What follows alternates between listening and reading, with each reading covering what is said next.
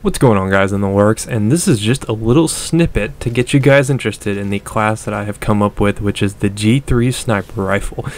And the G3 actually does have a sniper rifle variant, which is the PSG-1 sniper rifle, which is based off the G3 mechanism. So it is not really that strange to say that the G3 can be a sniper rifle. However, in Battlefield 3, it is the last thing you would ever want to see as a sniper rifle. But a lot of people seem kind of upset that the recon class doesn't have a fully auto sniper rifle like it did in Bad Company 2. I'm pretty sure they had one similar to that as well in Battlefield 2, so a lot of people are expecting DICE to release some sort of fully auto long distance weapon along those veins. But before we can learn to master this G3, we have to learn how to tame it.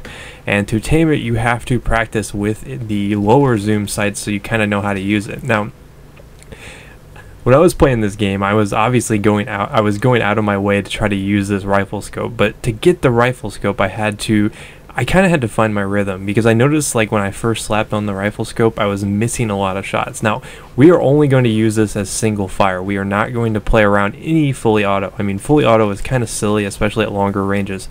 Now, you see how I'm just picking people off, and I'm aiming really high with this G3 at long range. Basically, this setup you're seeing me use right here is the G3 with a red dot, heavy barrel, and the foregrip.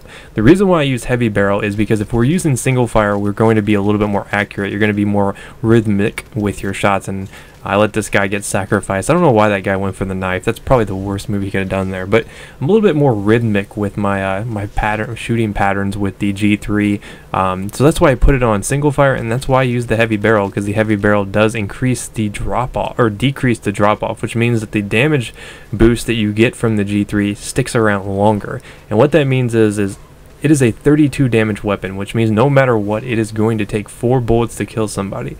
That being said, you get to keep that bonus a lot longer, because it does do 7 damage more than the most high damage assault rifle, which is 25. Most assault rifles only do 25 damage, where the G3, you know, the cool thing about it is it does that extra 7 damage. So the heavy barrel, since it does use that match ammo, damage sticks around a lot longer, and since we're using it single fire, that's the way to go. I have no problems with the vertical muzzle climb.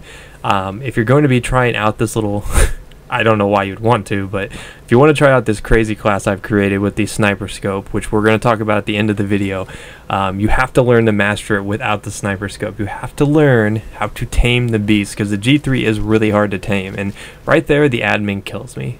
And I was really upset about that, because I was on a 7 kill streak, but that guy doesn't actually kill me. I mean, it looks like he killed me, but the admin killed me there, because, you know, admin was a jerk in this server. We ended up leaving after this because he kept killing everybody.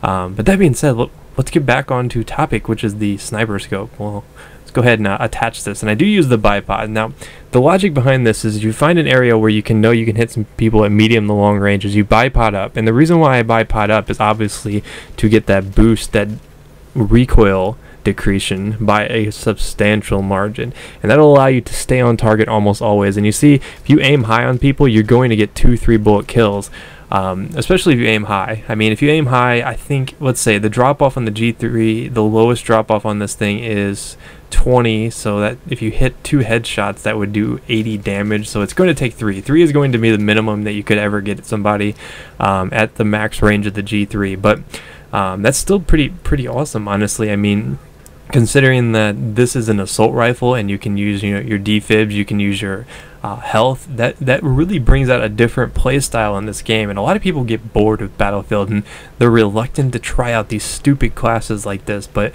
I promise you guys, you give this a try, you'll have a lot of fun with it. I mean, it's not practical. By no means is this practical. You're going to have a lot of growing pains with this. You're going to struggle, you're going to get upset. But believe me, guys, if you just hang in there and just try it out, you will have fun doing this, because there's nothing more rewarding than getting kills like you're going to see me get right here, where I'm sneaking up in the grass and I just pick somebody off at a longer range with a freaking G3. Granted, I probably could have got that guy just pop firing him from long range with a reflex sight, but I'm not going to lie, this is a lot more fun and a lot more awesome. Now, you can't pick this up and run around with foregrip if you want to be a little bit more aggressive and move around. I like the bipod just because I can get it in an area and snipe people with it, because the G3 does have the most recoil out of all the assault rifles, and especially with the heavy barrel. Heavy barrel actually though is not required when you're doing it with the longer range sniping like you see me do here. Heavy barrel really only comes into play at medium ranges because it does keep that drop off from happening. That being said, when you're going really long ranges, the heavy barrel really doesn't do anything. I still leave it on there just in case I do engage anybody at medium range, but for the most part you could take it off if you really want to.